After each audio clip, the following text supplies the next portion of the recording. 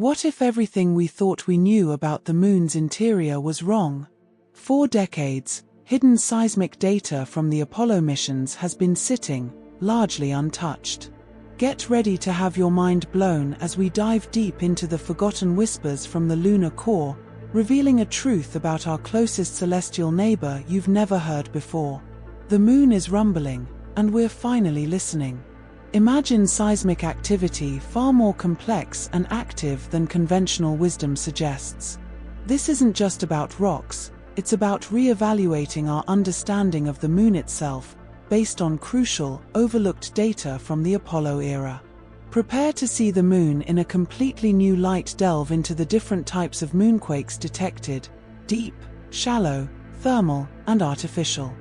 When scientists first placed seismometers on the moon during the Apollo missions, they expected the readings to resemble what they already knew from Earth: trembling signals caused by tectonic activity, shifting plates, volcanic behavior, and the constant movement of a living planet.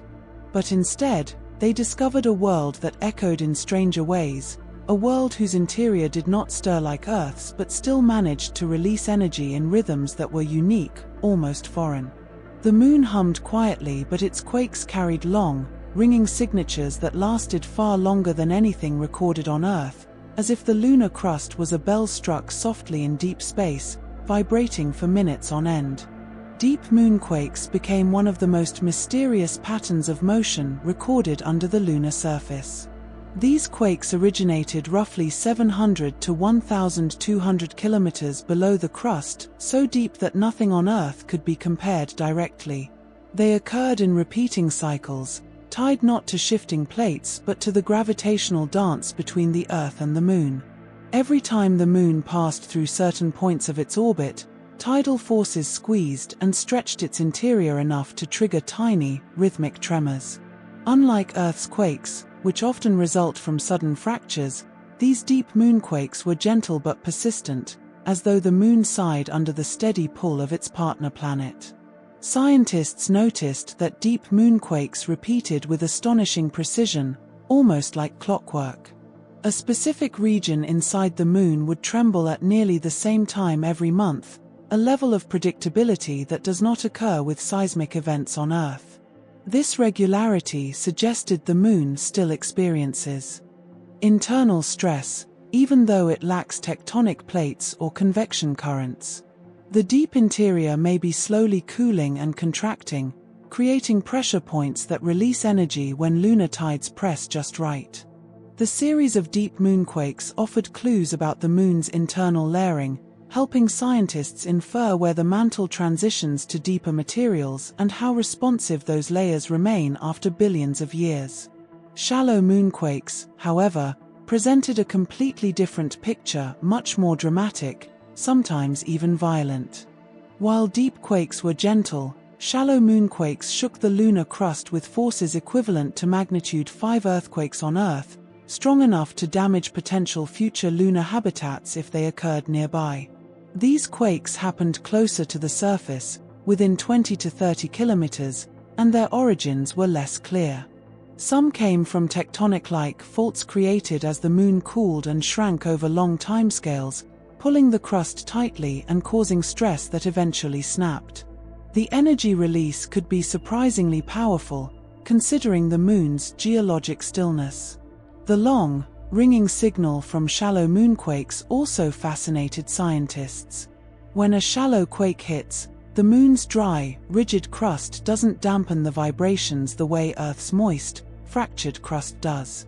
Instead, the seismic waves ricochet through the solid rock, bouncing back and forth for long periods. Apollo instruments captured these echoes, sometimes lasting for more than 10 minutes. This kind of vibration hinted that the moon is not merely old but structurally distinct, like a massive, solid object that holds onto tremors rather than dispersing them quickly. Another possible cause behind shallow moonquakes is the slow contraction of the moon's surface. As the moon cools over billions of years, it shrinks just slightly, like a grape desiccating into a raisin. This shrinkage creates thrust faults, cliffs and ridges where the crust folds over itself. When the stresses along these faults reach a certain threshold, the rock slips suddenly, releasing energy. NASA's Lunar Reconnaissance Orbiter later imaged many such scarps, confirming that the Moon is still gradually contracting and is therefore still geologically active in its own subtle way. Thermal moonquakes appear in an entirely different character, softer, more frequent, and caused by the daily heating and cooling of the lunar surface. When sunlight strikes the Moon after the 2-week-long lunar night, the rocks expand under the sudden warmth. Then, when night returns and the temperature plummets, those same rocks contract again. This cycle creates tiny fractures and pops, generating a series of small quakes known as thermal moonquakes. They are not particularly strong, but they happen with startling regularity across the lunar day-night cycle. Apollo lunar modules and related equipment even contributed to thermal quakes simply by casting shadows or reflecting heat. When sunlight touched a piece of metal or machinery left behind by astronauts, the temperature difference between its surface and the lunar ground could create enough expansion or contraction to register a seismic signal. These little murmurs became a part of the Moon's new soundscape, a blend of natural rhythms and human-made marks, each one telling scientists how sensitive the lunar crust can be to even minor thermal changes. Interestingly, thermal moonquakes provided clues about the mechanical properties of lunar soil. Because these tremors occur so shallowly, their seismic waves travel mostly through regolith, allowing researchers to study how loose, dusty material responds to expansion-driven stress. Over time, patterns emerged showing that the Moon's surface layers are not uniform. Some regions absorb heat differently, causing variations in the frequency and strength of thermal quakes. These insights help researchers predict how lunar bases, solar panels, and scientific equipment might respond to extreme temperature swings. Artificial moonquakes added yet another chapter to the Moon's seismic story, standing out not because they occurred naturally but because scientists engineered them deliberately. To better study the Moon's interior, NASA intentionally crashed spent lunar modules, boosters, and other hardware onto the surface. The impact generated controlled seismic events, allowing scientists to measure how waves traveled from the point of collision through the Moon's layers. These artificial events acted like planetary-scale experiments, helping researchers map out the crust, mantle, and indications of a small core. One famous artificial moonquake came from the deliberate crash of the Apollo 17 Saturn SIVB stage. The resulting impact produced seismic signals that rang through the lunar crust for nearly an hour, providing scientists with a wealth of data. These controlled quakes acted like probes, revealing how rigid and dry the Moon really is and confirming that seismic waves travel farther and last longer there due to the lack of water and the structural density of the crustal rock. The experiment also showed how deeply shock waves penetrate into lunar layers, compared to Earth's highly fractured crust. Artificial moonquakes also helped validate calculations about lunar density and internal layering. The speed of the seismic waves revealed whether they were traveling through solid rock, partially molten material, or compacted regolith. Although the Moon does not have the dynamic, molten mantle of Earth, the seismic data suggested that parts of the deeper interior remain warmer and more pliable than expected. Without the artificial impacts, scientists might still be relying solely on naturally occurring moonquakes, which happen irregularly and give incomplete perspectives on the Moon's structure. Not all human-made moonquakes came from deliberate crashes, some came from the simple act of astronauts moving around on the surface. The seismometers picked up vibrations from equipment being deployed, astronauts using tools, and occasionally from the movements of the lunar rover. These signals, though faint, helped calibrate the sensitivity of the instruments and demonstrated how thoroughly motion can propagate through the lunar ground. They also gave scientists real data about how structures respond to vibrations, which has become useful for planning future lunar bases with safety in mind. The Moon's unique seismic behavior, the deep quakes tied to tides, the shallow quakes revealing interior stress, the thermal quakes caused by sunlight, and the artificial quakes from human exploration collectively painted a picture of a world still whispering with movement. Even though the Moon lacks volcanic eruptions or plate collisions, its interior continues to evolve quietly.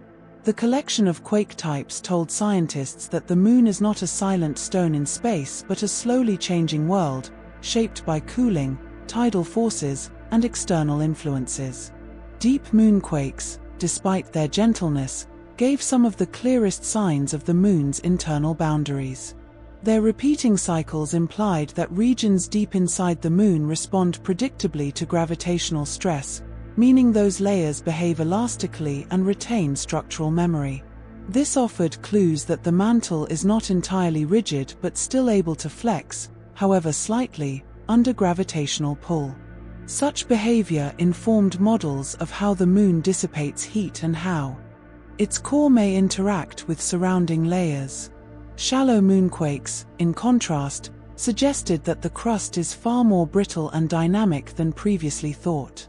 Their intensity and suddenness indicated that stress has been building for millions of years and continues to build even today. Some scientists theorize that these quakes hint at ongoing adjustments in the Moon's orientation or gradual rebalancing as it cools. Future lunar settlements must consider these shallow quakes seriously, particularly in regions where orbital data indicates active faulting. Thermal quakes, while small, revealed the delicate sensitivity of lunar rocks. The temperature swing between lunar day and night is so extreme, over 250 degrees Celsius, that expansion and contraction become significant enough to fracture surface material repeatedly.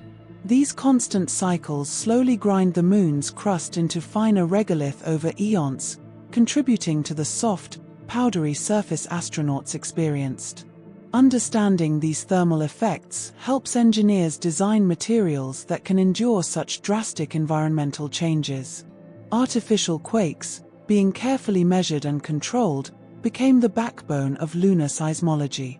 Without them, the seismic network left by Apollo astronauts would have had fewer reference points for interpreting naturally occurring events.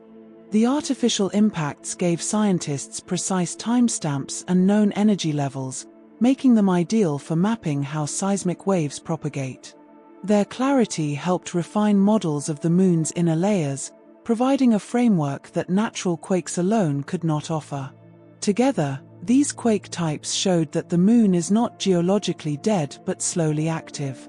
While it lacks the volcanic and tectonic forces shaping Earth, it continues to shrink, cool, shift, and respond to gravitational pressure.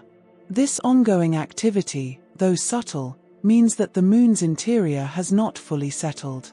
These findings reshape our understanding of what inactive celestial bodies are really like. They may not erupt or collide, but they breathe in their own slow, ancient rhythms. Moonquakes also served as indirect evidence about water, or lack of it, within the lunar interior. Earth's seismic behavior is heavily influenced by water in minerals, cracks, and layers, which dampens vibration. The Moon's long resonance signaled that its interior is extremely dry, which has major implications for how it formed. This dryness helped confirm that the Moon likely originated from a massive impact event in which volatile elements were largely lost, leaving behind a dehydrated interior that rings like solid stone. Researchers also noticed that moonquakes varied depending on location. Some deep quake clusters were more active than others, implying that stress accumulates unevenly beneath the surface. These spatial patterns help refine maps of the Moon's interior and guide spacecraft to regions where seismic activity is minimal. Such data is invaluable for landing future missions safely, particularly those intending to establish long-term bases. The long-term collection of moonquake data became a testament to how valuable the Apollo seismic stations were. Even after missions ended, the instruments continued transmitting for years, capturing hundreds of quakes that enriched our understanding of lunar structure. Their longevity provided a rare, continuous record of seismic activity on another world, something no other celestial body besides Earth has offered so far. Moonquakes ultimately remind us that even in silence, worlds continue to change. The moon may appear still when viewed from Earth, but beneath its grey, cratered surface lies a world gently trembling under tidal rhythms, shrinking with time, cracking under sunlight, and responding to every human footprint left behind. In these subtle motions, the moon quietly reveals its history and its inner anatomy, offering scientists one of the clearest windows into the secrets of rocky worlds shaped not by life, but by time. The seismic character of the moon is unlike anything humans first expected, and its unusual behavior challenged assumptions shaped by earthbound experience. On Earth, quakes erupt with sharp violence and then fade quickly as water, atmosphere, and softer materials absorb their energy. The moon, by contrast, lacks all these dampening agents, so vibrations travel much farther and linger much longer. When Apollo seismometers first recorded the moon's interior shivers, scientists were astonished to find quake signals that continued for tens of minutes, sometimes nearly an hour, as though the moon were a giant bell struck softly in a quiet room. Understanding this difference became essential not only for modeling the moon's deep structure but for predicting how future lunar bases would endure slow, ringing tremors under a sky without air. Because the moon is so dry and rigid, seismic waves move through it with a clarity rarely seen on Earth. The absence of water, no liquid oceans, no underground reservoirs, no moisture within the rock means that cracks do not close easily and fractures remain sharply defined. Sound travels through these materials in a crisp, uninterrupted manner, giving researchers clearer reflections from deep layers. This dryness also means energy is not absorbed. Instead, waves bounce multiple times, creating long, complex echoes. These echoes became clues that helped scientists sketch the boundaries between crust, mantle, and core. Without this unique seismic signature, many of the moon's internal secrets would have remained hidden beneath its ancient plains. Another key difference lies in the moon's lack of tectonic plates. Earthquakes occur primarily where plates collide, slide, or separate, but the moon has no such dynamic system. Its crust is a single, solid shell, fractured by ancient impacts and slow cooling, but without moving segments. This allows seismic waves to travel unobstructed across vast distances. A quake in one region can send energy sweeping far across the surface, reaching instruments thousands of kilometers away with remarkable strength. For scientists, this created a rare scientific advantage. Every tremor, no matter where it originated, became an opportunity to listen to the moon's interior with surprising sensitivity. Temperature plays an enormous role in shaping lunar seismic behavior. The moon experiences extreme thermal swings between shadow and sunlight, cold that plunges deep below freezing during the long lunar night, then fierce heat when day returns. These cycles cause the surface layers to expand and contract dramatically.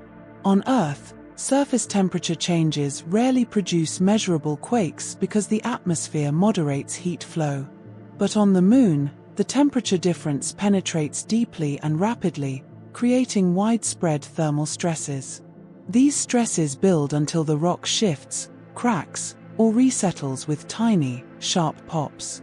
While small, these events form a huge portion of lunar seismic activity and reveal insights into how the surface materials respond in an environment without moderation. The moon's peculiar seismic qualities are also tied to its interior temperature.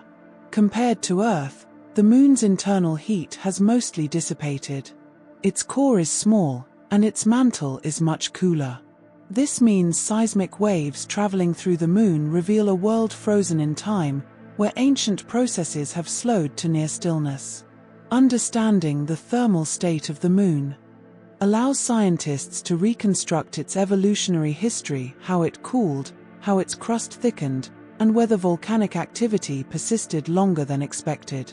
These seismic signatures tell a story billions of years old, preserved with eerie precision due to the moon's geological quietness. Another striking property is the way seismic waves reflect off interior boundaries with greater sharpness than on Earth. The lack of water and tectonic churning means that layer boundaries inside the Moon remain cleaner and more abrupt. When waves encounter these transitions between crust and mantle, or mantle and core, the reflections are strong and clear. This allowed researchers to detect not only the existence of a core but hints about its size, composition, and whether parts of it might still contain molten material. Without the Moon's stiff, undisturbed interior, such measurements might have been impossible. Meteorite impacts also play a significant role in lunar seismic activity. With no atmosphere to burn incoming objects, even small meteorites strike the surface unhindered, creating sudden shockwaves that ripple across the crust. Seismometers recorded these impacts with exquisite detail, capturing the exact moment when space debris collided with the surface. On Earth, these events are muffled by air, water, and vegetation.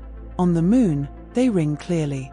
Understanding how these impact-generated waves travel reveals how the regolith layers, dust, debris, and fragmented rock respond to shock, an important factor when choosing future landing sites and safe construction zones. Because the Moon is so acoustically responsive, even small disturbances carry significant information. When Apollo astronauts moved equipment, hammered tools, or drove their rovers, seismometers picked up the vibrations. This sensitivity highlighted the Moon's nearly perfect ability to transmit motion, no matter how slight. Scientists studying these signals refined their models of how surface layers behave, discovering that the upper regolith acts differently depending on temperature, grain size, and compaction. Such knowledge will guide future excavation, drilling, and anchoring operations, ensuring structures remain stable on shaky lunar soil. The Moon's tendency to ring longer is not merely a curiosity, it affects infrastructure planning. Seismic energy traveling through a rigid body can cause prolonged shaking of structures built on or within it. Unlike Earth, where quakes deliver a short jolt, the Moon may subject structures to slow, continuous vibrations. Engineers need to design with this in mind, developing foundations that disperse or absorb energy rather than concentrating stress at weak points. Accurate models of lunar seismic behavior ensure that future habitats will be resilient against these slow seismic waves that echo through the crust. Understanding lunar seismic properties is also crucial for predicting how the Moon will behave under human presence. As mining operations, transportation systems, and underground habitats are built, they will generate vibrations of their own. Without knowing how the Moon transmits and amplifies these disturbances, there is a risk that human activity could unintentionally cause stress in the crust or destabilize nearby structures. Seismic monitoring will help regulate construction and ensure that artificial vibrations do not create long-term issues in an environment already sensitive to motion. Seismic analysis of the Moon offers a rare opportunity to study a body that has remained geologically quiet for billions of years. Earth, with its active plates and constant recycling of crust, erases ancient history. The Moon preserves it. Each quake, each reflected seismic wave, offers a window into primordial conditions. This makes lunar seismology a powerful tool not only for understanding our closest celestial neighbor but for refining theories about how rocky planets and moons form and cool. The Moon serves as a natural laboratory, its stillness enhancing our ability to hear the faint echoes of its deep past. The Moon's seismic uniqueness also arises from its fractured crust. Billions of meteorite impacts have shattered the surface into layers of fragmented, loosely compacted material. This creates a strange seismic environment. Waves slow down and scatter near the surface, then speed up dramatically once they enter solid rock below. Scientists call this scattering attenuation, and understanding it is vital for interpreting seismic data correctly. The regolith's unpredictable nature can distort signals, so knowing how it interacts with waves helps build accurate geological maps of the deeper crust. Because lunar seismic waves travel more efficiently through solid rock, They offer a clearer picture of deeper layers than Earth's complex interior can provide. Earth's fluctuating water content, magma chambers, and soft sediments distort seismic paths. The Moon, being simpler and more static, gives waveforms that are easier to model mathematically. These clean signals allow researchers to verify theories about wave propagation, mineral behavior under pressure, and boundary reflections, improving seismic science as a whole, not just lunar knowledge. Understanding the Moon's seismic properties is crucial for anticipating hazards. Though lunar quakes are less frequent than earthquakes, some shallow moonquakes release significant energy. Without atmospheric cushioning, buildings on the Moon must withstand sudden jolts combined with long, ringing aftershocks. Predicting where shallow quakes are most likely requires detailed mapping of crustal stress zones, many of which can only be identified through seismic data. This research will ensure future lunar explorers choose safe sites for settlements. Lunar seismic studies are also essential for protecting astronauts. Instruments can detect incoming meteorite strikes before crews are aware of them, giving precious seconds to seek shelter. They can also reveal weaknesses in habitat foundations or shifts in regolith that might compromise safety. Continuous seismic monitoring will become a critical part of lunar life support systems, giving early warnings about impacts, collapses, or unexpected quakes. Seismology on the Moon even contributes to understanding space weathering. When micrometeorites hit the surface, the seismic response helps determine how deeply their energy penetrates and how materials redistribute themselves afterward. This knowledge informs predictions about erosion rates, dust behavior, and how long equipment can function before needing maintenance or protection from accumulated damage. Without seismic data, models of lunar aging would be incomplete. Another reason lunar seismology is crucial is its role in locating resources.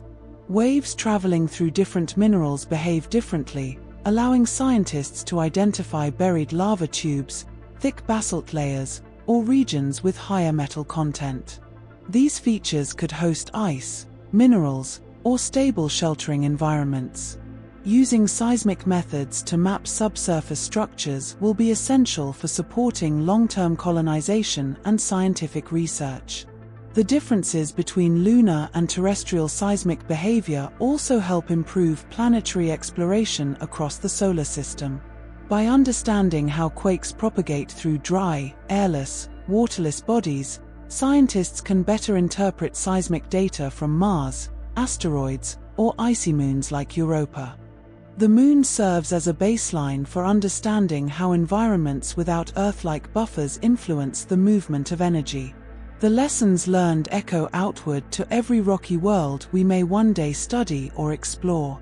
The Moon's seismic personality provides a bridge between ancient history and future potential.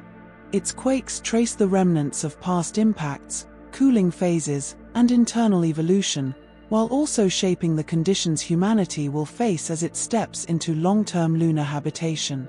Only by understanding how motion travels through this ancient body can we predict how it will respond to the growing presence of human technology and construction. Lunar seismology is a tool for navigation, construction, and survival. It informs landing site selection, habitat engineering, underground exploration, and the safe placement of delicate equipment. Without precise knowledge of how seismic waves move through lunar crust, even the most advanced machines could fail under unexpected vibrational stress. Seismology becomes the language through which the Moon communicates its strengths and weaknesses, guiding every decision about where and how humans should build. Finally, the Moon's quiet but expressive seismic nature reminds us that motion exists even in stillness.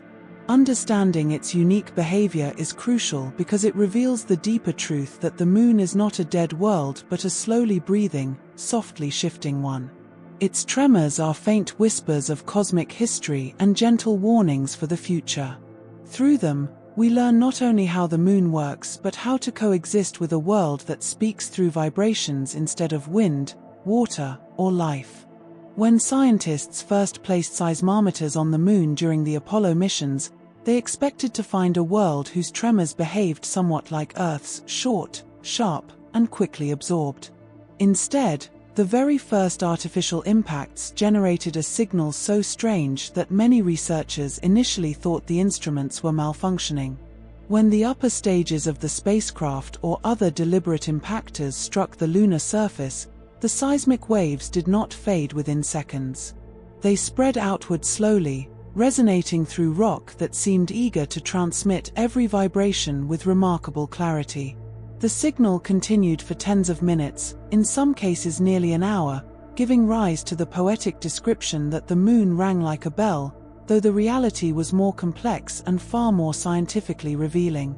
The extended ringing left mission scientists stunned because such behavior had never been observed on Earth.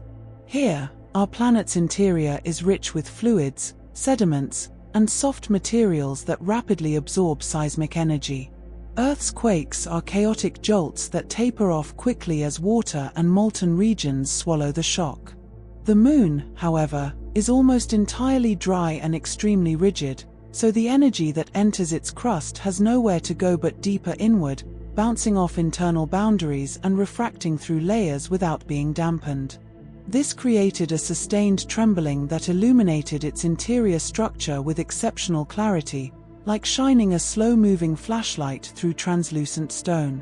Early Apollo researchers realized they had stumbled upon a natural gift, an ideal seismic environment where the absence of moisture, atmospheric noise, and geological activity made every quake a pristine window into the Moon's anatomy. When one of the booster stages crashed into the surface at high speed, the seismic pulse traveled through the crust and mantle with mesmerizing persistence. These long-lived echoes became some of the most valuable recordings in lunar science, enabling scientists to measure how waves reflected at different depths. This data not only confirmed that the Moon had a crust, mantle, and small core but helped estimate their thicknesses with surprising precision for the time. Another surprising aspect was how consistently the Moon's interior responded to impact events. The Apollo scientists recorded naturally occurring meteorite strikes as well, and even these small collisions generated seismic signals that lasted far longer than expected. On Earth, small impacts often go unnoticed by seismic networks because the atmosphere burns up most meteoroids before they hit. On the Moon, with no protective blanket of air, even tiny objects from space slammed directly into the surface and triggered vibrations that propagated deeply. The clarity of these signals acted like tiny drills probing the Moon's layers, revealing imperfections, fractures, and long-standing internal stress lines. The data also showed that the Moon's crust was more fractured than scientists had predicted. Billions of years of impacts had shattered the upper layers into a patchwork of broken rock, dust, and partially fused fragments. This created a strange effect where waves slowed dramatically near the surface due to loose regolith but sped up quickly once they entered solid bedrock below. The extended ringing highlighted this boundary vividly. The waves fluttered in the chaotic upper layer before transitioning into a smoother, stronger vibration deeper down. This unexpected structure helped refine models of the Moon's geological history. Another haunting discovery came from the ash-like surface soil. Lunar regolith did not simply absorb vibrations, it scattered them in unpredictable yet measurable ways. That scattering, when observed during ringing events, revealed the grain sizes and compaction of surface layers. Scientists realized they could use these sustained signals to map the depth and density of dust in specific regions. This information became crucial for planning landings, rover paths, and future human operations because it indicated which areas were stable and which were likely deceptive traps of soft, shifting material. The prolonged ringing also exposed the unusual rigidity of the Moon's deeper interior. Unlike Earth, which is warm and partially molten inside, the Moon's mantle is cold and stiff. Seismic energy traveled through it with almost crystalline efficiency. This rigidity allowed waves to bounce back from the core or mantle boundary in ways that helped scientists infer the size of the Moon's core, which turned out to be proportionally much smaller than Earth's. These reflections could only be detected because the waves continued for so long. A short-lived Earth-like quake would have lost energy before reaching such depths. One of the most surprising findings was that some lunar impact events produced waveforms so clean and smooth that scientists compared them to textbook examples of seismic propagation. This simplicity allowed researchers to calculate elastic properties such as shear modulus and bulk modulus with remarkable accuracy. These properties revealed that the Moon's interior was far more brittle than previously assumed, indicating that it had cooled faster and more thoroughly than Earth. This insight reshaped understanding of lunar evolution, suggesting that the Moon's energy budget diminished early in its history. The extended ringing was not only scientifically illuminating but deeply mysterious at first, prompting debates about whether the Moon possessed hidden structural features that might act like resonating cavities. Some imagined vast hollow regions or smooth internal layers that allowed waves to reflect perfectly. But as more data accumulated, it became clear that the ringing did not stem from hollowness but from dryness and rigidity. The Moon was not a bell, it was a colossal slab of unyielding rock with minimal energy absorption. The poetic language persisted, but scientific clarity replaced early speculation. A particularly surprising observation came from comparing deep moonquakes with artificial impacts. Deep quakes, triggered by tidal stresses, produced long, gently oscillating waveforms similar to impact events. This revealed something unexpected, that the Moon's interior behaved consistently regardless of the quake's origin. Whether the energy came from below or above, the interior transmitted it with the same reluctant damping. This consistency strengthened early seismic models and proved that the ringing phenomenon was a real physical attribute of lunar geology, not an experimental artifact. As researchers examined more data, they found that the ringing occasionally varied depending on temperature. During lunar daytime, the surface warmed dramatically, altering the speed of seismic waves in the upper layers. At night, as the surface cooled, it behaved differently. These changes subtly modified the ringing pattern from impact to impact.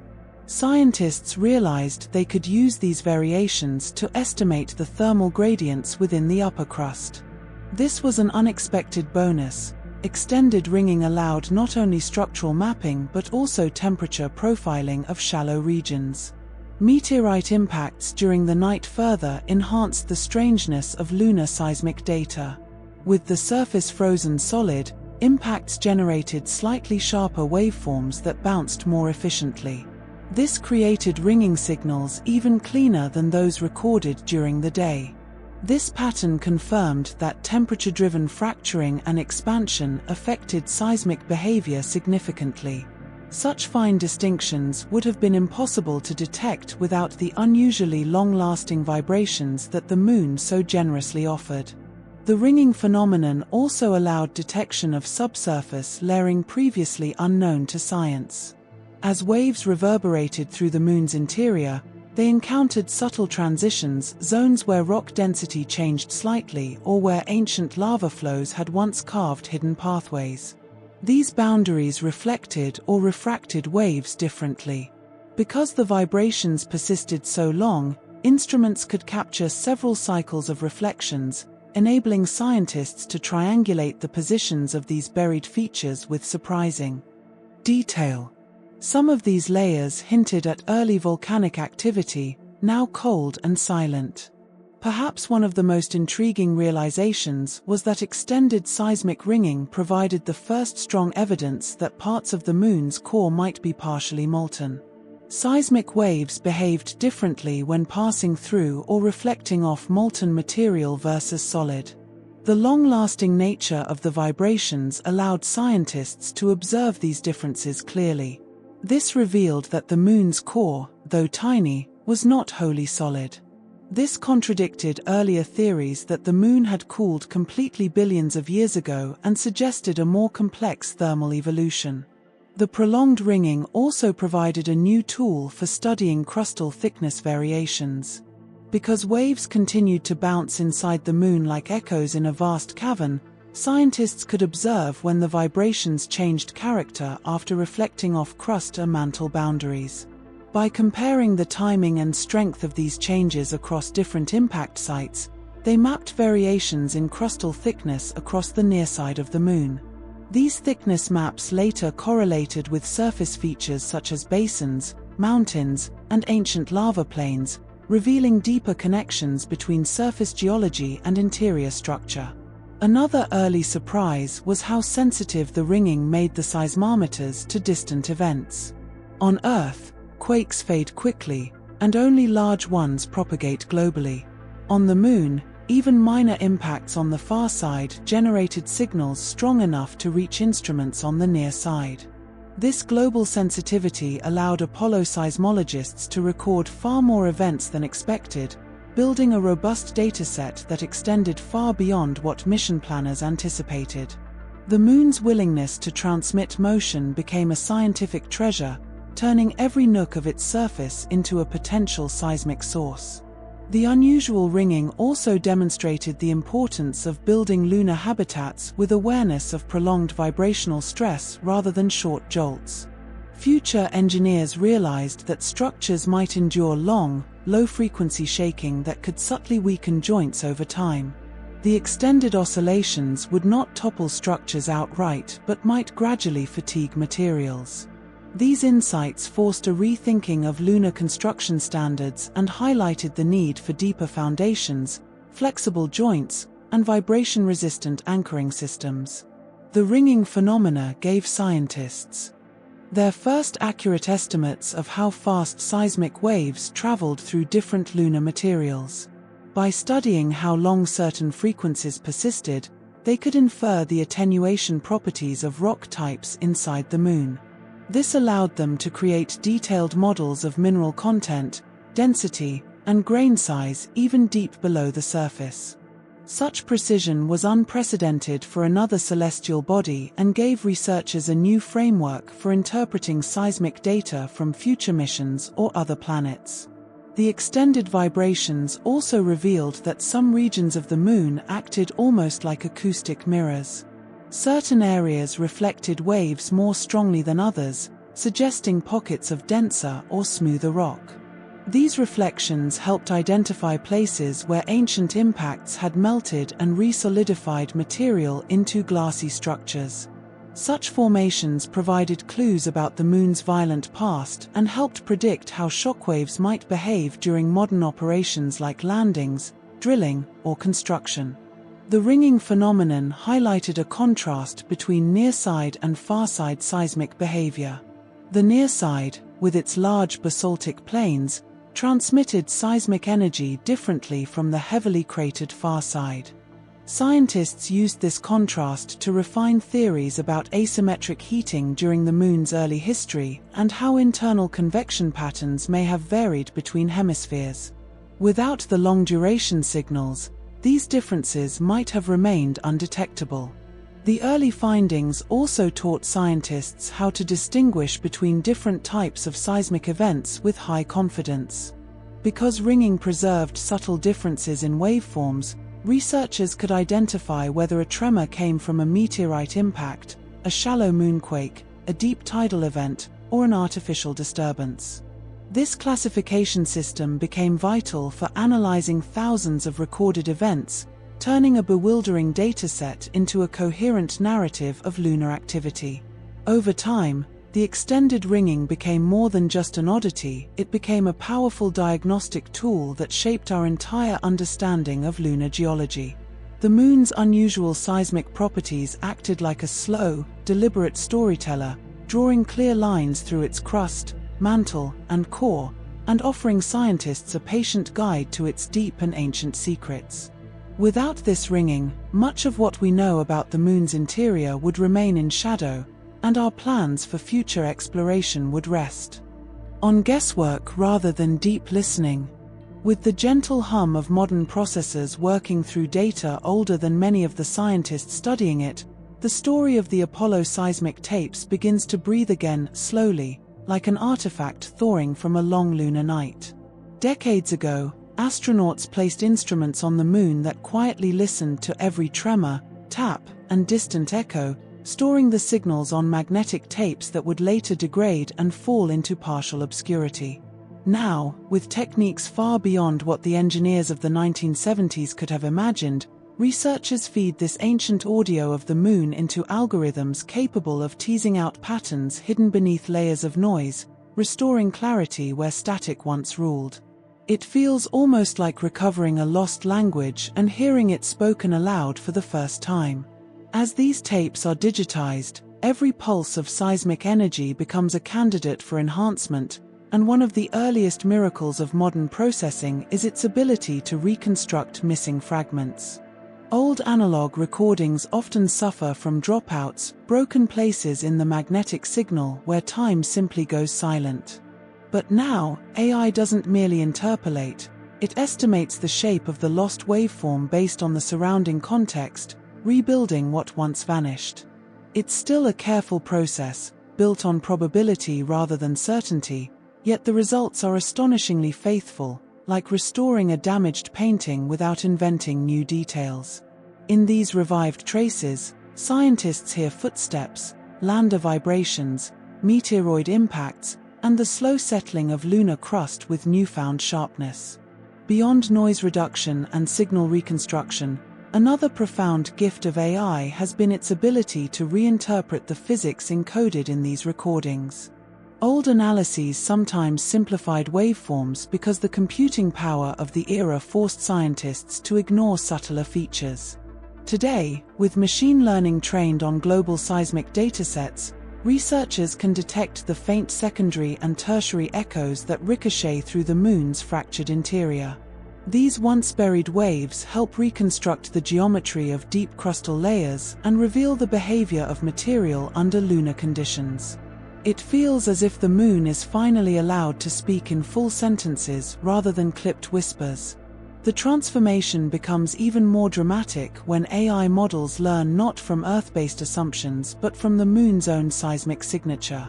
Early Apollo era processing tended to treat lunar quakes as variations of terrestrial ones, applying filters designed for Earth's dense, water-rich crust. But the moon behaves differently: dry, brittle, resonant. Modern algorithms adapt to this alien personality, learning its quirks and adjusting to its slow decay of vibrations. In doing so, they unveil patterns that were previously blurred out: subtle long-period oscillations, unexpected frequency clusters, and faint reverberations that linger far longer than any earthbound equivalent. One of the major leaps occurs when researchers apply unsupervised learning to cluster lunar seismic events. Unlike traditional classification methods that rely on predefined categories, these algorithms simply search for natural groupings within the data. And unexpectedly, the moon's seismic life proves far more diverse than the basic deep, shallow, and impact categories used for decades. Intriguing micropatterns emerge: tiny tremors associated with daily thermal expansion near specific landing sites, or small but persistent cracking sounds from regions where the crust may still be adjusting from ancient tectonic stresses. A particularly delicate challenge lies in separating human-caused vibrations from natural ones. During the Apollo missions, astronauts, rovers, equipment, and even the thumps of discarded hardware produced seismic noise that mingled with lunar quakes. Earlier analysts struggled to isolate these signals, but modern pattern recognition algorithms can tag them with high accuracy, identifying their rhythm, rise time, and frequency distribution. What once appeared as random noise now becomes contextual information, mapping out the mechanical heartbeat of human presence on another world. Perhaps one of the most poetic contributions of AI is its ability to reveal long, slow processes that earlier research dismissed as meaningless drift.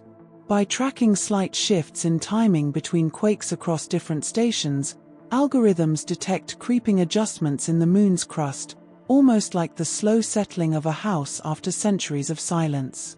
These microchanges hint at deeper tectonic stresses still reshaping the interior long after volcanic activity faded, telling a story of a world not as geologically dead as once believed.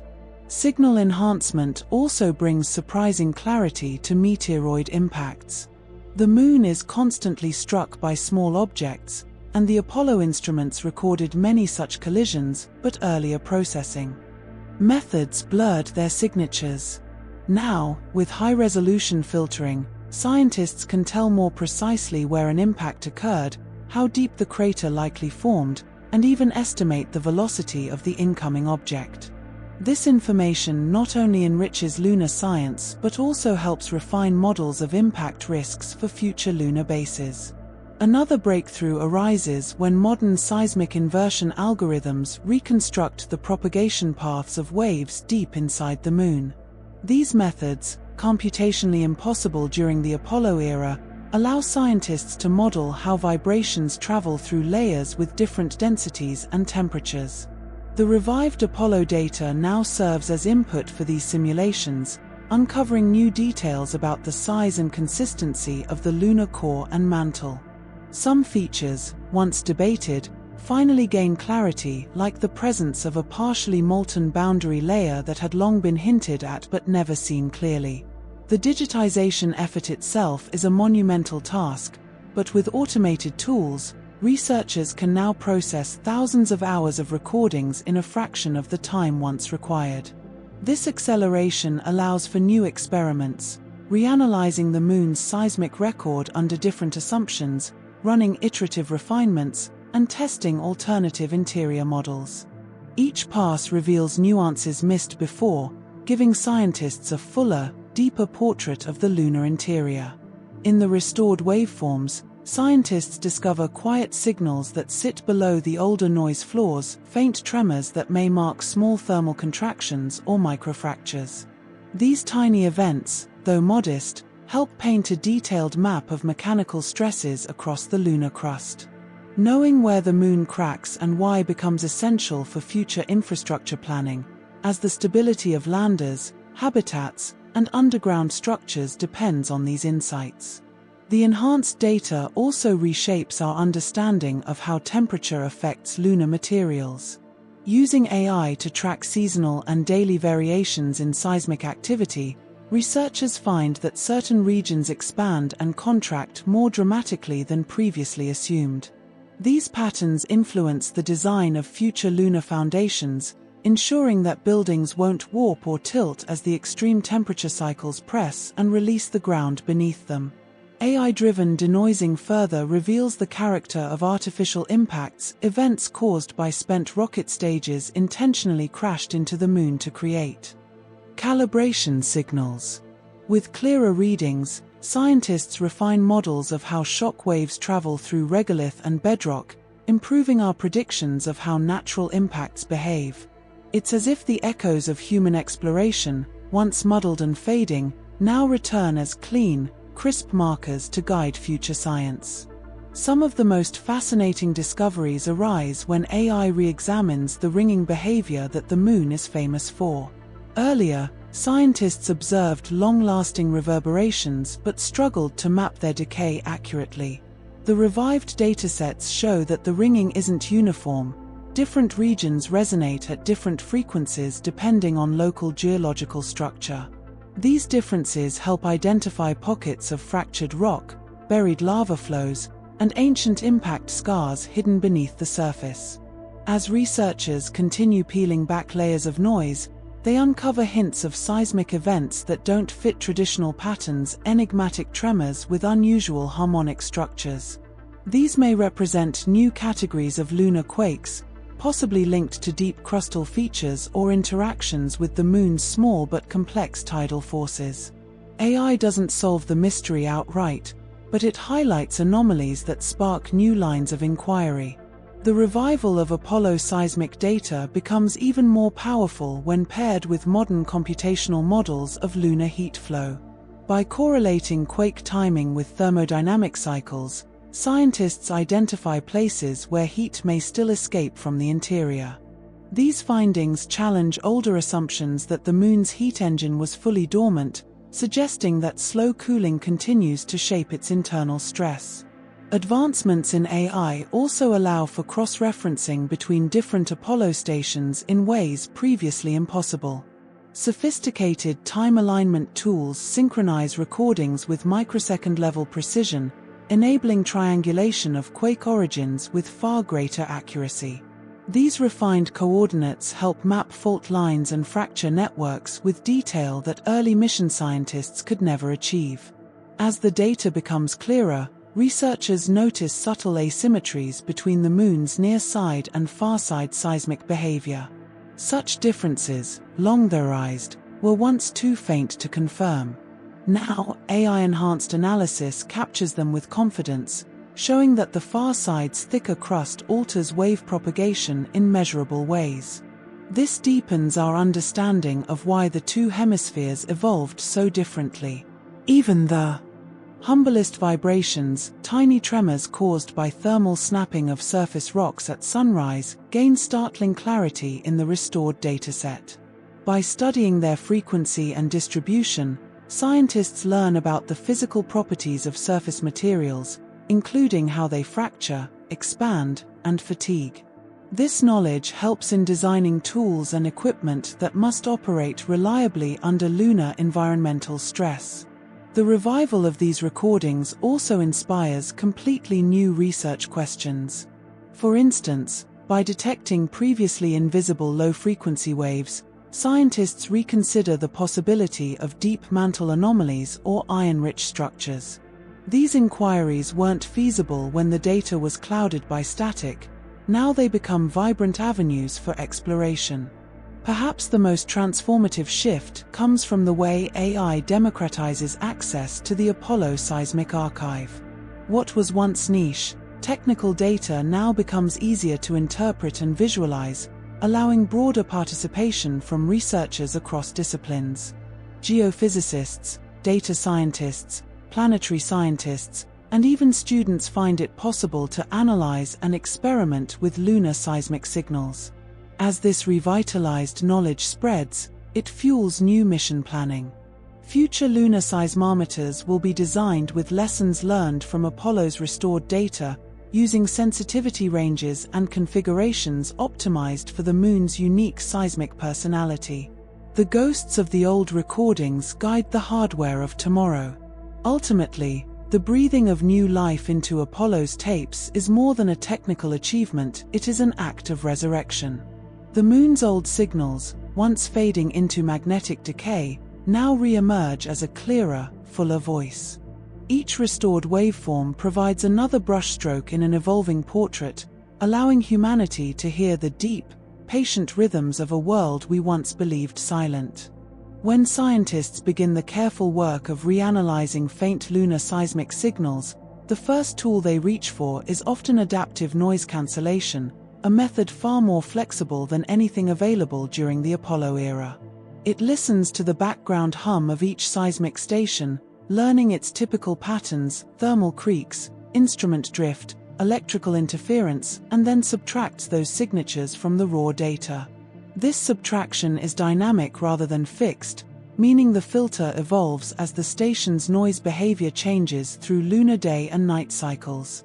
By the time the cleaned waveform emerges, it reveals gentle vibrations that once hid beneath static like whispers beneath wind.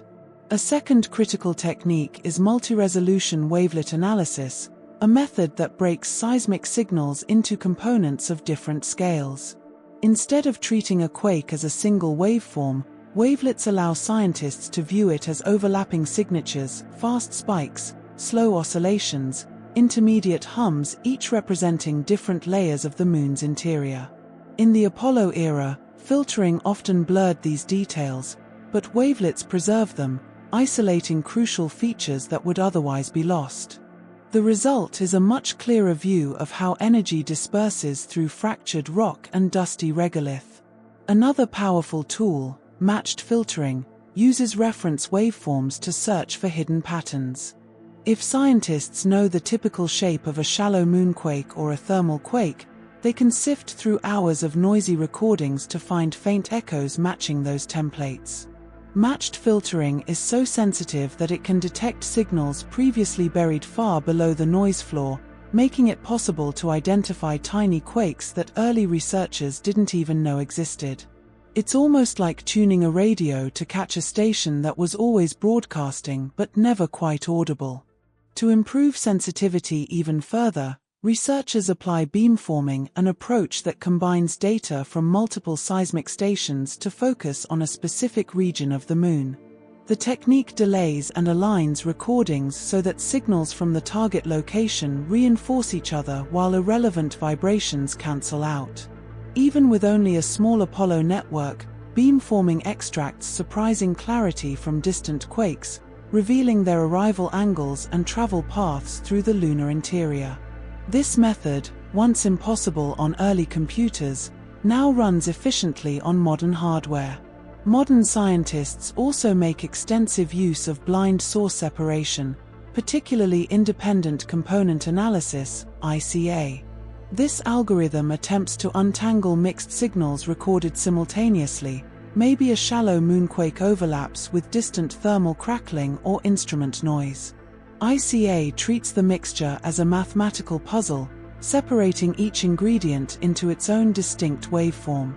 This technique has revealed events that Apollo scientists accidentally combined or misinterpreted due to signal overlap, reshaping our classification of lunar quakes. Machine learning denoising has become one of the most transformative approaches. Instead of relying on rigid rules, neural networks learn from thousands of examples what clean seismic signals look like. After training, they can scrub out noise more intelligently than traditional filters, preserving delicate features instead of smoothing them away. These enhanced waveforms can then be fed into other analyses, boosting their accuracy. Some networks even specialize in identifying instrument glitches unique to Apollo hardware, filtering them automatically.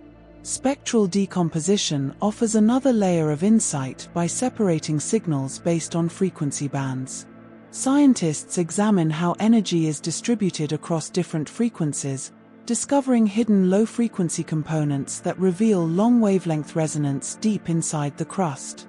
Earlier researchers lacked tools to detect these gentle oscillations, but now they emerge clearly, helping reconstruct the Moon's internal layering and mechanical behavior during cooling cycles. Cross-correlation techniques allow scientists to detect repetitive seismic patterns that were previously too faint to isolate. When two similar signals appear at separate times, cross-correlation highlights their shared structure, confirming they originate from the same source region or process. This method has uncovered clusters of microquakes occurring seasonally or during lunar sunrise, indicating stress buildup and release cycles that Apollo researchers only vaguely suspected. One of the more elegant innovations is polarization filtering, which separates signals based on the orientation of their vibration. Lunar seismic waves behave differently from Earth's due to the Moon's dry, fractured crust, and polarization analysis helps reveal these differences. By enhancing specific orientations of wave motion, scientists can better identify wave types and trace their propagation through underground structures. AI-driven anomaly detection has also become invaluable.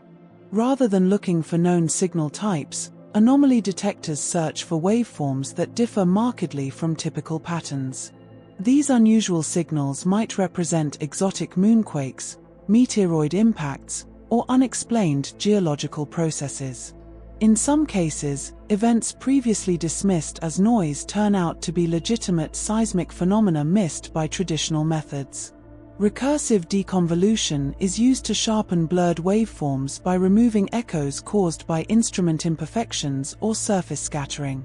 This technique models how the seismic station colors incoming signals and then mathematically inverts that effect, restoring cleaner versions of the original waves.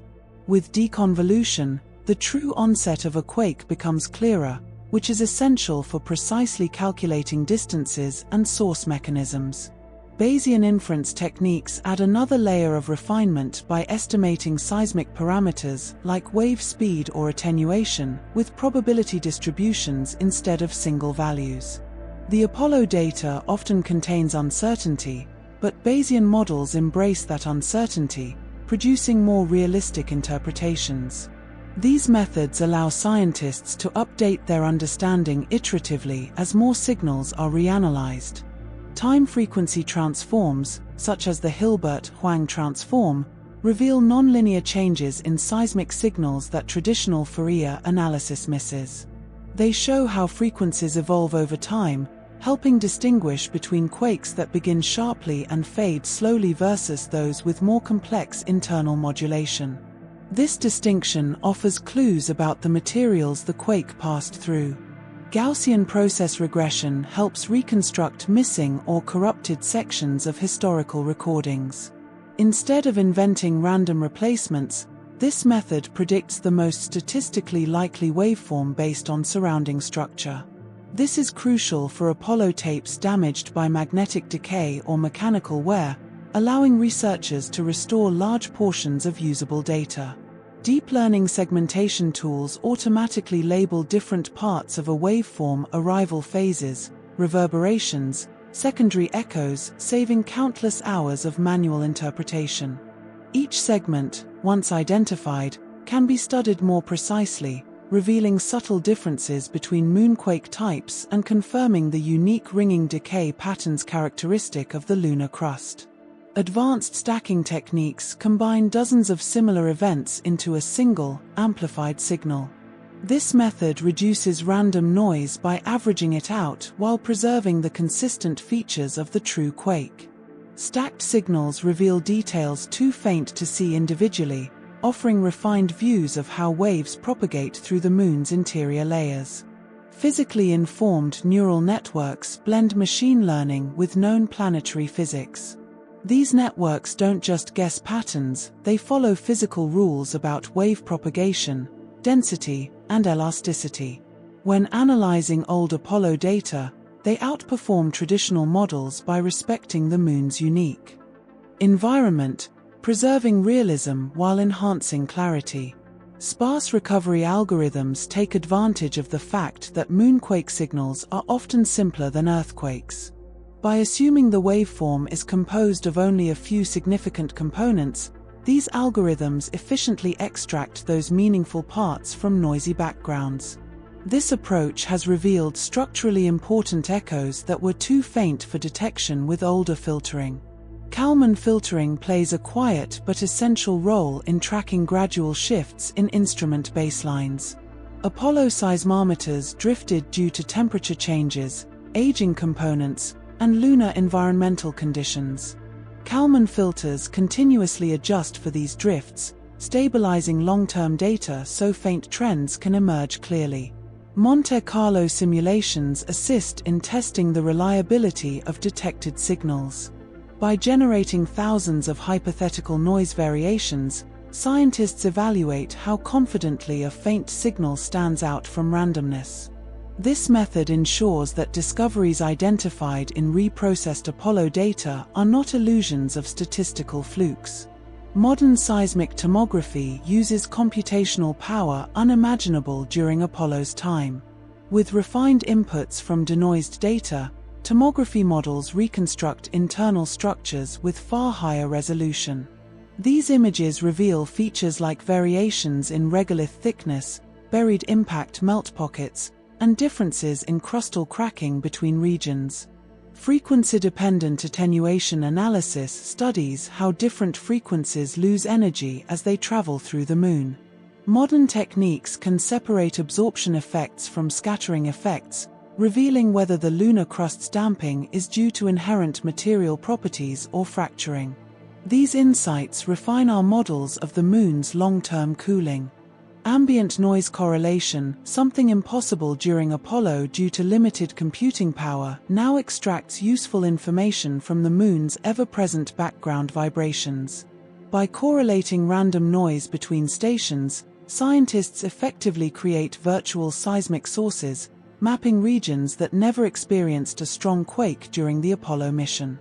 Finally, hybrid AI or physics pipelines tie all these techniques together, automatically enhancing data, extracting features, classifying events, and feeding results into interior models. What once required years of manual analysis can now be completed in days, revealing a richer, more intricate seismic portrait of the Moon than ever imagined. These modern techniques, working in harmony, transform the faint, aging whispers of Apollo recordings into vivid, interpretable signals, reviving a silent archive and allowing the Moon to share secrets it has held for billions of years. In recent years, a quiet but determined wave of scientific initiatives has emerged, driven by researchers who recognize that the Apollo seismic tapes are far from exhausted. They are simply waiting for modern tools to reveal the stories buried inside them. These teams come from universities, space agencies, and independent laboratories across the world, collaborating in shared curiosity rather than competition. Their goal isn't to rewrite history but to illuminate it, peeling away layers of noise and degradation to reveal the Moon's deeper heartbeat. Much of this momentum has grown from the newfound belief that old data, once thought obsolete, can shine brighter when illuminated by today's computational power. At the center of this revival is a partnership between NASA's Planetary Science Division and several academic institutions. Their initiative, known informally as the Apollo Data Revival Program, aims to redigitize and reprocess every surviving seismic tape at the highest possible resolution. This effort has turned forgotten boxes in climate-controlled archives into scientific gold mines. Researchers who had once studied the Moon through dusty printouts now return with fresh energy, watching as ancient waveforms sharpen on modern screens. There is a sense of rediscovery, like hearing a familiar melody restored after years of distortion. One of the brightest sparks in this movement is a team at the University of Arizona, led by a group of planetary seismologists who specialize in faint signal recovery. They bring novel computational techniques to the field, utilizing AI models trained on simulated lunar quakes to better understand the quirks of Apollo-era recordings. Their models haven't just clarified known events, they've identified subtle tremors that earlier researchers missed entirely. Their work expands the lunar seismic catalog, proving that the Moon was more active during the mission years than previously believed. Meanwhile, at Caltech, researchers from the Seismological Laboratory have applied Earth-based seismic expertise to lunar data, demonstrating that techniques originally developed for deep-ocean quake detection translate remarkably well to the Moon's quiet environment. Their contributions include advanced noise modeling that isolates environmental hum in the Apollo instruments, enabling the extraction of signals once dismissed as irretrievable. Their cross-disciplinary approach brings geophysics, machine learning, and signal engineering together in ways that earlier decades simply couldn't support. A significant contribution comes from a European collaboration known as LunarScan, which focuses on creating unified, standardized datasets accessible to researchers worldwide. They have built sophisticated databases that not only host cleaned and restored Apollo recordings but also include visualization tools allowing users to manipulate, filter, and compare seismic traces with ease. LunarScan's mission emphasizes openness and shared exploration, inviting new scientists into a domain once limited to specialists with rare equipment and expertise. Their platform has enabled students, postdocs, and even hobbyists to participate in uncovering faint lunar secrets. Japan's space agency, JAXA, has also entered the scene with remarkable dedication. Their researchers are experts in analyzing faint tremors from their own lunar missions, and they have applied those competencies to Apollo data. JAXA's contributions highlight unexpected parallels between the Moon's seismic behavior and that of small rocky bodies elsewhere in the solar system. By comparing the Apollo data with vibrations recorded on asteroids and small moons, they have introduced surprising interpretations about how low-gravity environments process seismic energy. Another influential group exists within the German Aerospace Center, DLR, where scientists specialize in digital restoration of historical space recordings. Their expertise in magnetic tape recovery, honed through efforts to rescue data from early Earth observation missions, positioned them as leaders in rescuing degraded Apollo tapes. Through innovative scanning and correction processes, they've revived sections of recordings once written off as lost forever. This gives today's researchers access to more complete timelines of seismic activity, reducing the gaps that plagued earlier analyses. On the AI side, the team at MIT's Earth Resources Laboratory has pushed the field forward using physically informed neural networks that blend machine learning with real seismic physics. Their approach avoids the pitfalls of purely statistical models, ensuring that AI-generated enhancements remain grounded in realistic wave propagation. Their algorithms have been particularly successful in reconstructing long-period oscillations, waves that reveal the Moon's deeper interior structure but were barely visible in earlier interpretations. The Lunar Seismic Reprocessing Consortium, a loosely organized but highly active collection of international researchers, meets annually to compare findings and refine methods. What makes this consortium unique is its open cultural ethos. Teams share code, cleaned waveforms, and experimental processing pipelines with each other without hesitation. This collaborative spirit accelerates progress, ensuring that breakthroughs in one lab quickly benefit scientists around the world. A younger generation of scientists has also stepped into the spotlight, bringing fresh perspectives and bold ideas. Among them are graduate students at institutions like Stanford and the University of Tokyo, many of whom are exploring machine learning architectures never before applied to planetary seismology. Their enthusiasm is infectious, reminding veteran researchers that groundbreaking discoveries don't always emerge from decades of experience, sometimes they come from a willingness to experiment without fear. At NASA's Goddard Space Flight Center, a dedicated group has undertaken the monumental task of reprocessing seismic data in conjunction with new lunar models derived from the Grail mission. By combining gravity field insights with seismic reinterpretations, they are uncovering connections between surface features and deep structures once considered speculative. The interplay between old data and new missions demonstrates how every generation of lunar exploration strengthens the one before.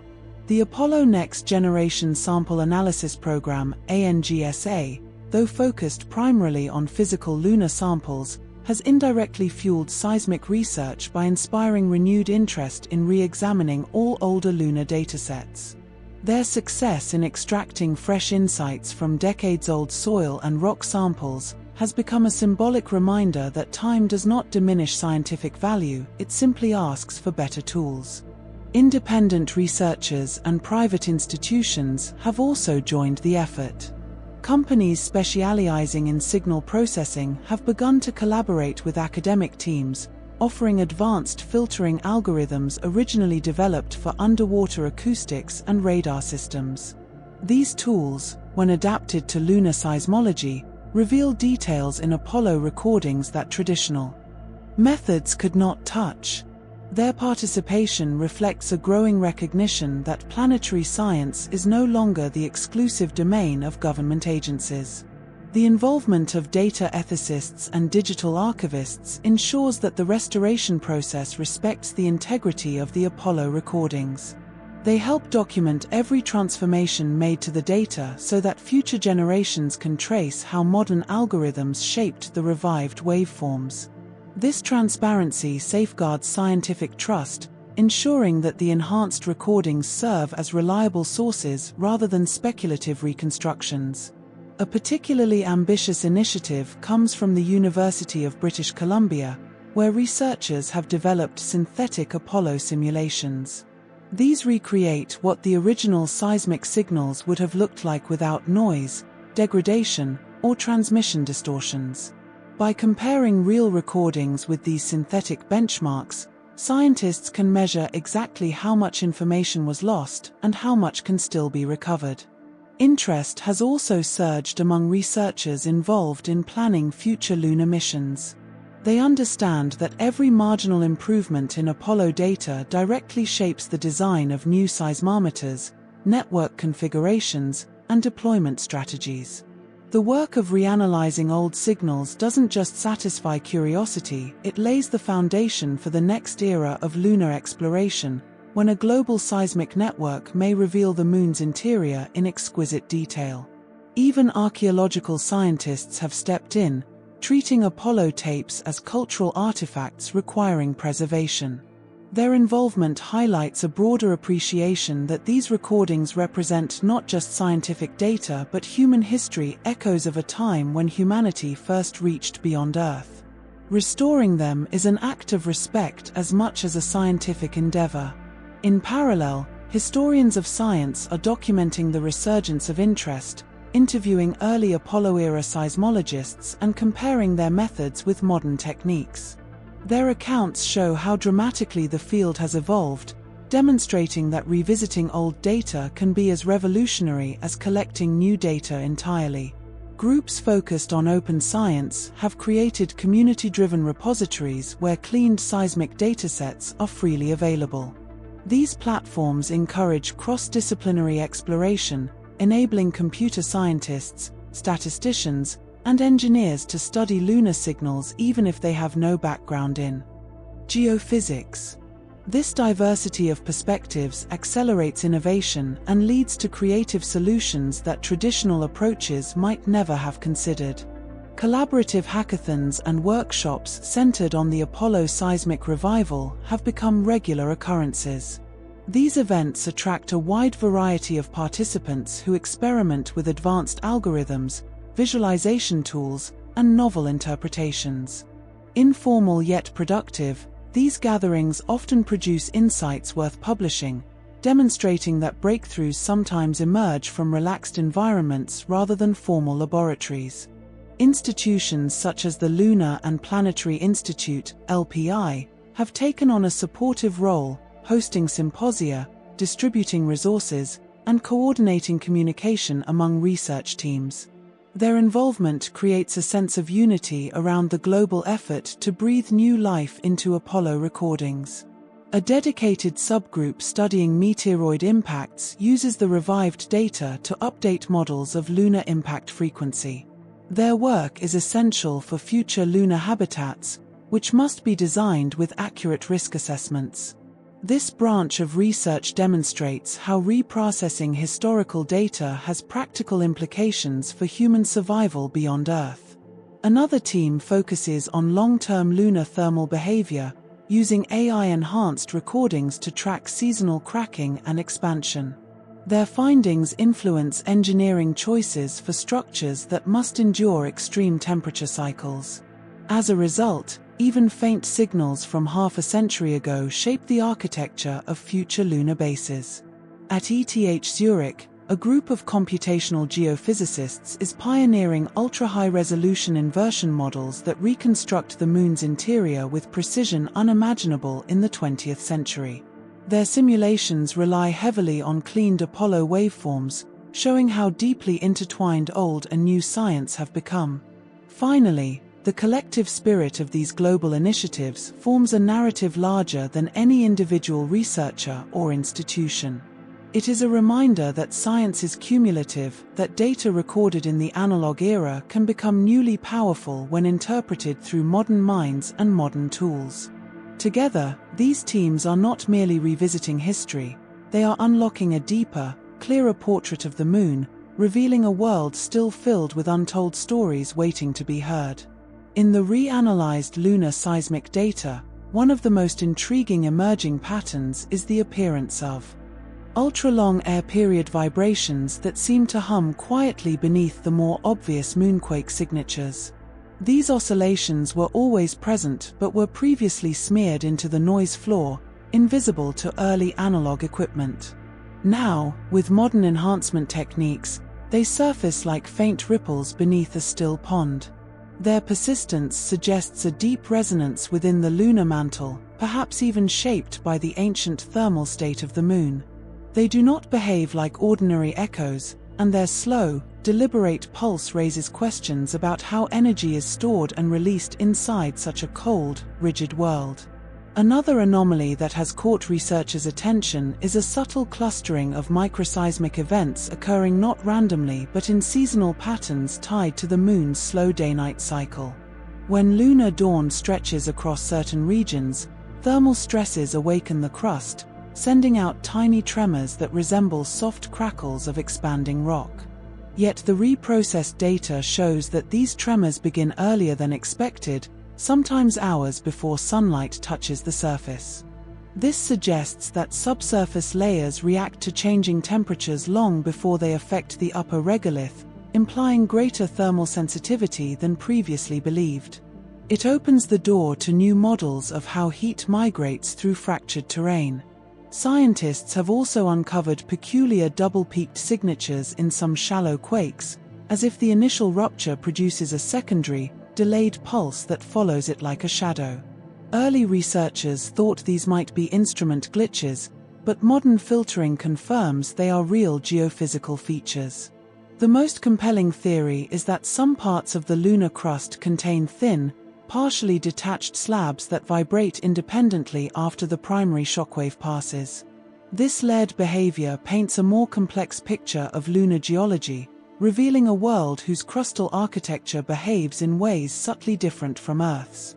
Perhaps one of the most unexpected discoveries is the presence of what seem to be repeating deep events, moonquakes originating hundreds of kilometers below the surface that recur with uncanny regularity. The Apollo team believed deep moonquakes were tidally triggered, but the new data indicates more structure within their patterns.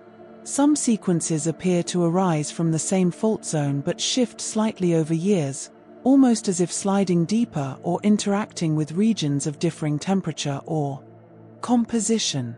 These drift patterns hint that the Moon's deep interior, though cold and mostly solid, is not entirely static, retaining a slow evolution over geological timescales. Reanalysis has also revealed previously undetected low-energy meteoroid impacts that were too faint for the Apollo-era systems to recognize. These micro-impacts create brief, sharp signatures unlike moonquakes, and their newfound abundance suggests the lunar surface is struck far more frequently by tiny debris than earlier estimates implied. This has implications not only for lunar surface aging but also for the long-term safety of future habitats. Patterns in their distribution reveal swarms of dust-sized meteoroids associated with known meteor streams, offering a window into the solar system's smallest travelers. A particularly puzzling anomaly involves long-delayed echoes that appear minutes after strong quakes or large impacts. These were once dismissed as recording artifacts, but AI-based deconvolution now shows they have structure and coherence. Some scientists believe these delayed waves may be bouncing through deep internal interfaces or refracting within partially molten pockets left behind from ancient volcanic activity. Their timing suggests cavities or transitional layers that have not yet been fully mapped, possible remnants of the Moon's tumultuous early history. Another surprising pattern emerging from the data is the existence of regional resonance zones where seismic waves slow down in unexpected ways. Instead of moving smoothly, they appear to scatter, ricochet, or stretch out, creating distinct signatures depending on the station's location. These anomalies point to buried heterogeneities, perhaps ancient impact melt pools or regions of unusually brecciated rock.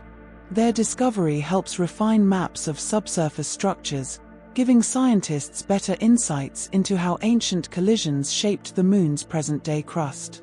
Researchers have also noticed that certain shallow quakes exhibit frequency drift, a phenomenon where the dominant frequency gradually increases or decreases during the event.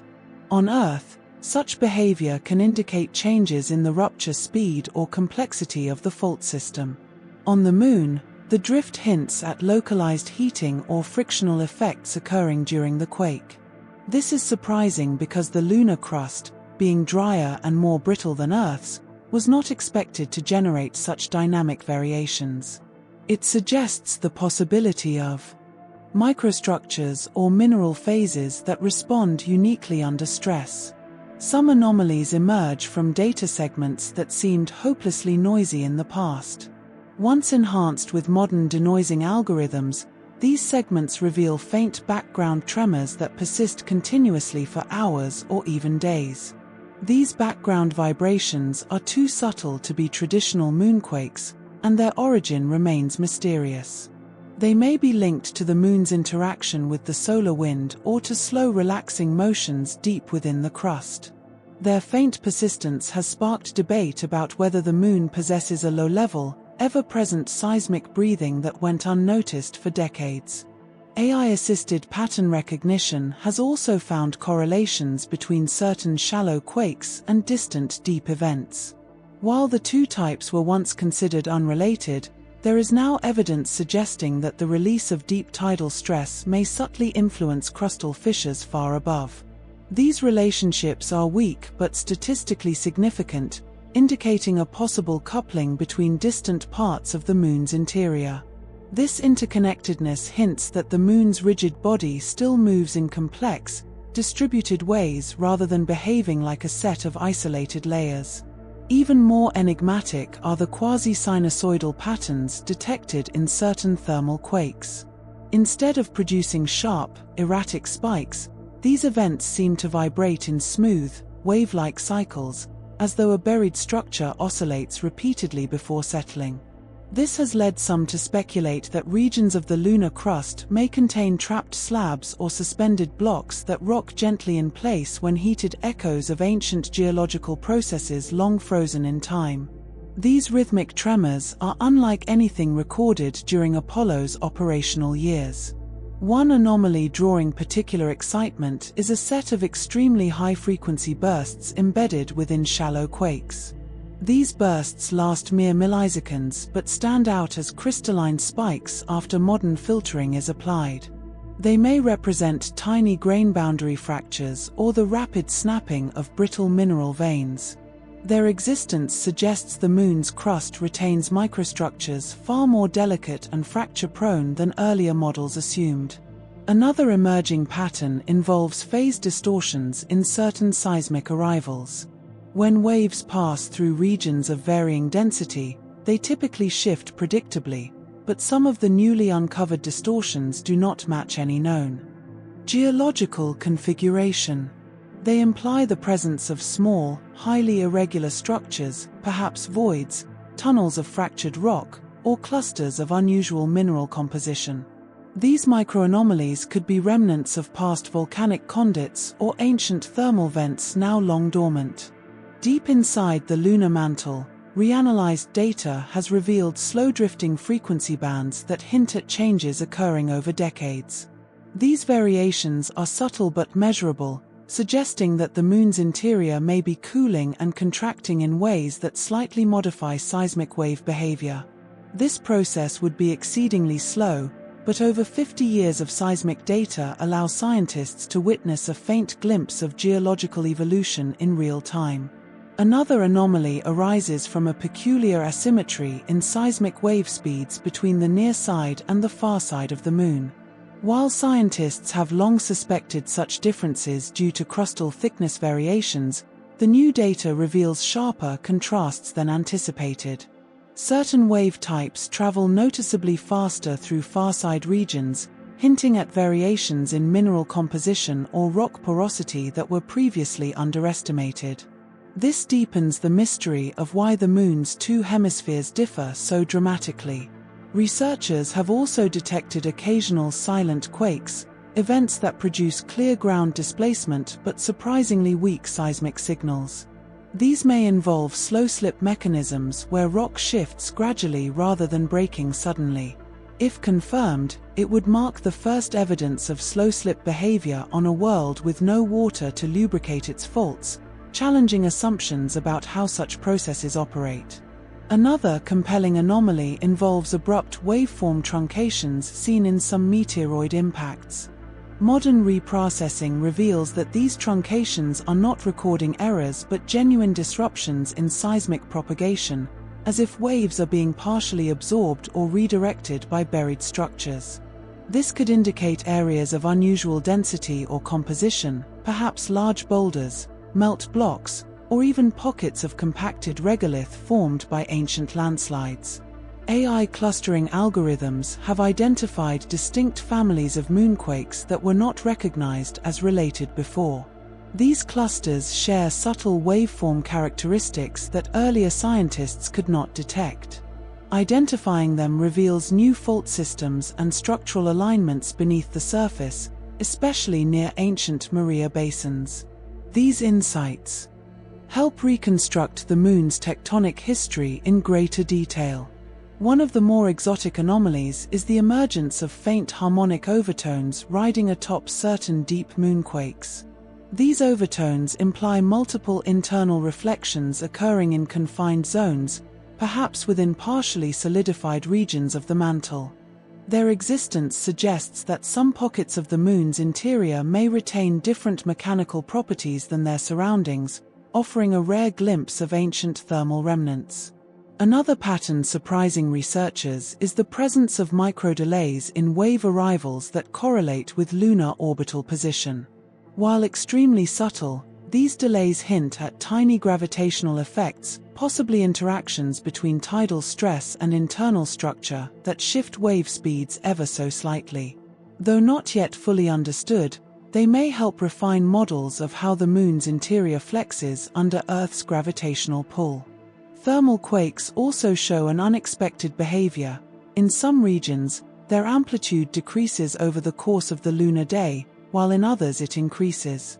This asymmetric response suggests variations in surface and subsurface material properties that are more heterogeneous distributed than previously assumed.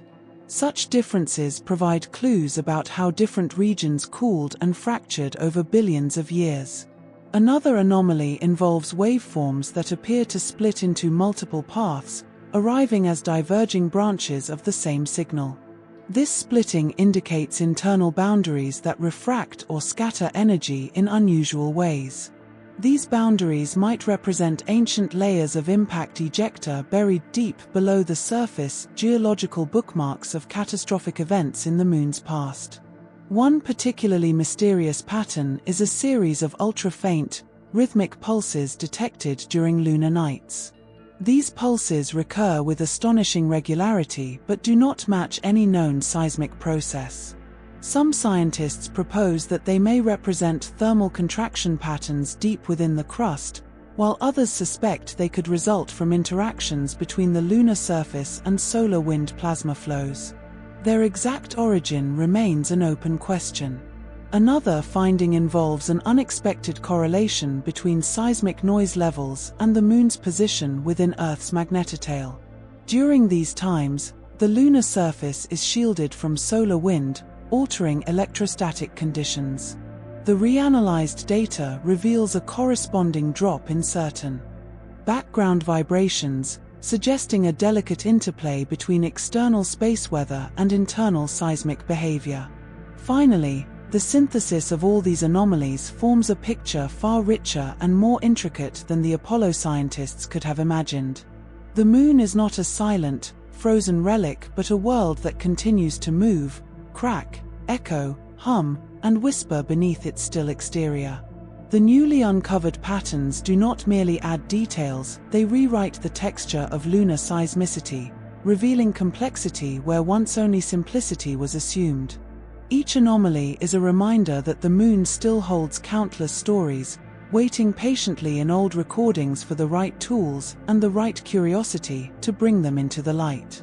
The reanalyzed seismic data reveals patterns that early Apollo-era scientists could not confidently isolate, partly because their equipment was limited and their computational tools were rudimentary by today's standards. Now, as researchers feed digitized waveforms into sophisticated algorithms, faint signals that once appeared indistinguishable from background noise begin to take on shape and coherence. These subtle fluctuations suggest that the Moon's interior might behave in ways that are not uniform, possibly shifting slightly in response to long-term stresses we still struggle to fully model. Researchers also note unusual clustering of microseismic events near regions once thought to be inactive. These clusters do not resemble the typical thermal moonquakes that occur as the lunar crust expands and contracts, nor do they match the sharp signatures of shallow quakes. Instead, they create soft, uneven rhythms, almost like whispering tremors that pulse too gently to be categorized by older classification methods. Their very existence hints at internal processes that are still poorly understood. Another anomaly emerges in how certain seismic waves travel unexpectedly fast through particular sections of the Moon's crust, suggesting patches of denser or unusually fractured material. When supercomputers reconstruct these paths, they show deviations that no Apollo-era model ever predicted. This has led some scientists to question whether ancient impacts created deeper, more chaotic layers than previously believed, perhaps filled with interwoven shards of rock fused together under unimaginable heat. More curious still is a pattern involving long-lasting reverberations that seem out of proportion with the initiating events. These echoes travel around the Moon repeatedly, gradually fading but lingering far longer than the energy from such modest disturbances should theoretically permit. Even after adjusting for the Moon's famously dry and rigid crust, the persistence of these vibrations suggests internal cavities or channels that reflect seismic energy more efficiently than expected. A small number of anomalies appear tied to specific lunar regions where tidal stress from Earth should not exert particularly strong influence. Yet the data shows repeatable tremors occurring almost on schedule, as though something beneath the surface periodically releases built-up energy in a manner unrelated to the Moon's position in its orbit. These tremors do not follow the behaviors of deep or shallow quakes and might indicate pockets of material shifting in ways not accounted for by standard models. In one reconstructed seismic sequence, the waveform displayed a double-peaked structure that puzzled analysts. Instead of one clean release, it showed a rapid pair of events only fractions of a second apart, implying either a slip that triggered a secondary slip or an intricate internal structure forcing the energy to split into two distinct paths. Modern simulation tools suggest this could happen near sharply angled fractures, but the exact geometry remains unknown. Additionally, machine learning models trained to classify patterns have flagged several unknown category events. These do not resemble natural moonquakes nor the artificial impacts from Apollo modules and boosters. Their signatures are faint, smooth, and oddly symmetric, almost too clean for naturally fractured geology. Some speculate these could be far-off impacts too small for earlier instruments to detect, while others wonder whether they represent interactions within deeper lunar layers we rarely observe. When scientists track the origins of faint quakes mapped by new algorithms, they notice that some originate disturbingly deeper than most known moonquakes except the tidal ones. These ultra-deep events appear sporadic, their energy profiles inconsistent with the familiar patterns created by Earth's gravitational stretching. What drives them remains a riddle, potentially tied to slow internal cooling or ancient structural weakness. A fascinating development concerns thermal quakes recorded near sunrise. Traditionally, these quakes were expected to follow predictable slopes as the crust heated, but the reprocessed data shows unexpected pre-sunrise activity in some regions. This may mean heat stored deeper in the ground emerges earlier than anticipated, indicating layered thermal behavior not captured by simple surface models. Another anomaly involves subtle harmonics, secondary frequencies, hidden within the main seismic waves. Early Apollo equipment recorded them, but they were buried under analog limitations. Now, spectral analysis reveals delicate, repeating overtones that might reflect resonant structures within the Moon's crust. These harmonics resemble the way a bell produces multiple tones, reinforcing the old metaphor that the Moon rings, though now understood more scientifically. In some datasets, scientists found tremors that appear abruptly, with almost no detectable buildup. On Earth, sudden onset quakes usually imply brittle failure along faults. But the Moon lacks active tectonics, so such behavior remains puzzling. The best guess is that extreme temperature contrasts cause instantaneous cracks in the upper regolith, but the sharpness of these signals suggests something more abrupt or energetic. Certain shallow quakes also display curious directional preferences in how their waves propagate. Instead of spreading evenly, the energy seems channeled, favoring specific orientations. This could mean the crust is highly anisotropic, with layers or fracture lines guiding seismic waves like long corridors. The newly uncovered patterns reinforce the idea of a geologically complex moon rather than the simple homogeneous sphere early scientists envisioned. Another intriguing pattern arises from the comparison of historical impact events with their modern digital reconstructions. Some impacts generate aftershocks that weren't identified decades ago. These faint aftershocks appear minutes or even hours later, as though the energy redistributed itself slowly through subsurface cavities. It challenges the assumption that the moon's interior is too cold and dead for aftershocks to occur at all. One anomaly that captures researchers' attention is a set of signals occurring at nearly the same lunar longitude but varying depths. This stacked activity suggests that a column-like structure, perhaps an ancient intrusive feature or a mantle pathway, conducts seismic energy or fails repeatedly in localized zones. Such geological columns are common on Earth but rarely expected on the Moon. Among the stranger findings is a repeating low-frequency oscillation that appears roughly monthly. While this aligns suspiciously with the Moon's orbit around Earth, the oscillation does not match the typical tidal stresses. Its gentle, subthreshold pattern remains one of the more mysterious signatures, hinting at a systemic pulsation embedded deeper within the Moon's internal mechanics. Another dataset reveals what some describe as gliding signals, waves whose frequency gradually slides upward or downward in smooth transitions. On Earth, this can occur in regions with layered sediments or slowly shifting fluids. The Moon has no fluids, so layered structural transitions must play a bigger role, suggesting a surprisingly complex stratification beneath the surface. Research teams also note that certain seismic traces appear amplified when passing through the same region repeatedly. This implies the existence of a natural seismic lens, a zone of material capable of focusing waves like a magnifying glass focuses light. The existence of such a lens hints at both density variation and precisely angled internal structures. Cross-referencing seismic patterns with modern lunar topography reveals correspondences between certain anomalies and areas where lava tubes may exist. These massive ancient tunnels could act as echo chambers, guiding seismic energy through hidden pathways. This possibility excites both geologists and future lunar mission planners because such tubes might provide natural shelters for astronauts. Machine learning models have also uncovered whisper-like oscillations that maintain consistent rhythm but fluctuate in amplitude. They appear too structured to be random noise, yet too gentle to classify as quakes.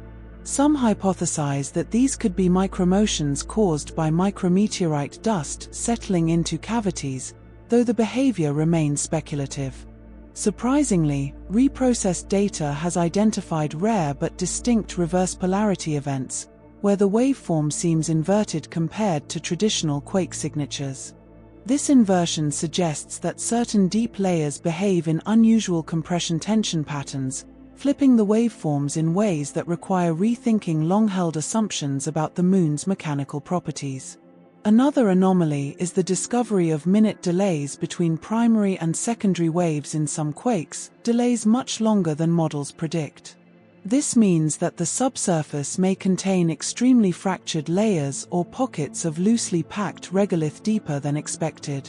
Such layers could dramatically influence how future seismic instruments should be deployed. Scientists examining old tapes also noticed occasional patterns resembling interference, but deeper analysis reveals these are genuine seismic signatures overlapping due to waves reflecting off distant subsurface structures. The The reflections imply that the Moon's interior contains more discontinuities than previously assumed, an intricate labyrinth rather than a smooth gradient. A puzzling pattern arises in certain deep quakes whose signatures slightly shift from year to year. Though the shifts are small, they imply that internal stresses are evolving even in modern times. The Moon, once thought geologically silent, may still be slowly adjusting to billions of years of cooling and contraction. Some unexpected anomalies show faint pre-tremors, tiny pulses long before the main quake occurs. These precursors are nearly impossible to detect without modern AI. Their presence hints at slow microslips happening before the full release of energy, echoing tectonic behaviors from Earth but on a muted lunar scale. Finally, researchers analyzing long-term datasets uncovered seasonal-like cycles in quake intensity that do not match sunlight exposure or orbital dynamics. These cycles may reflect deep internal cooling rhythms or long-wavelength tidal influences previously overlooked. Their emergence suggests that the Moon's seismic world is richer, stranger, and more alive with subtleties than Apollo scientists ever suspected.